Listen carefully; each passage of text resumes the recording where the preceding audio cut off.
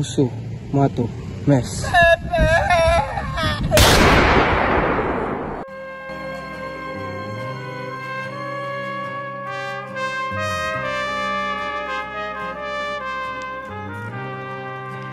Marami akong pangarap para sa aking bansa, lalo na sa punaran nito sa komersiyo, medisina, edukasyon at agrikultura.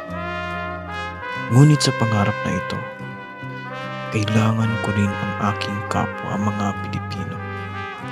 Kaya't sa ganun, naisipan kong bumuo ng organisasyon para sa pangarap na ito.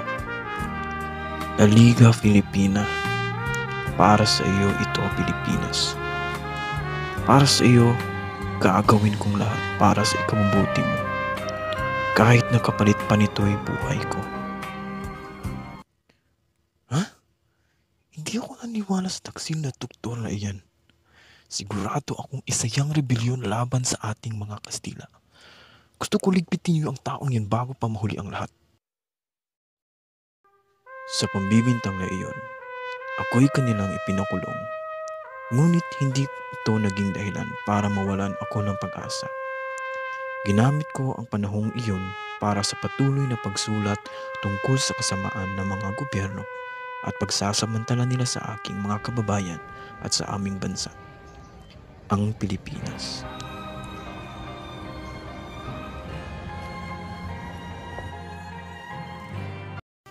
Hinatulan ako ng kamatayan sa ginawang pambibintang.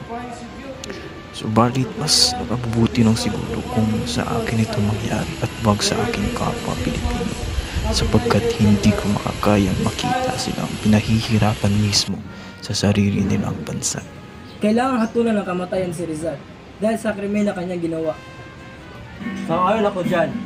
Sang-ayon ako sa kaparusahang kamatayan. Mahal kong Teodora at Josephine, nais ko lamang ipaalam sa inyo na malaking parte kayo ng aking buhay. Sa inyo, aking mga kapatid, huwag niyo sanang kalimutan ang mga panahon ng ating kabataan na ating pinagsaluhan. Ang mga aral na aking natutunan sa inyo at ang mga aral na itinuro ko sa inyo, maging gabay sana ang mga iyon sa pagpatuloy niyo sa buhay.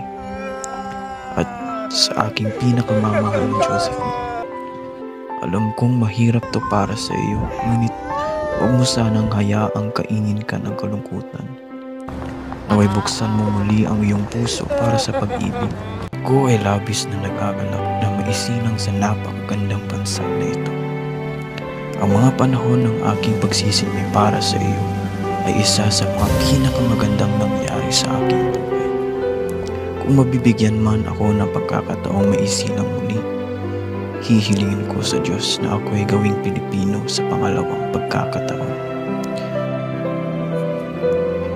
At hindi ko pinagsisisihan na ipinaglaban ka sa mga masasama, kahit nakapalit pa nito'y aking buhay, sapagkat nararapat lamang na ika'y alagaan at mamahalin at hindi pagsasamantalahan. Consum, Mato, Mes.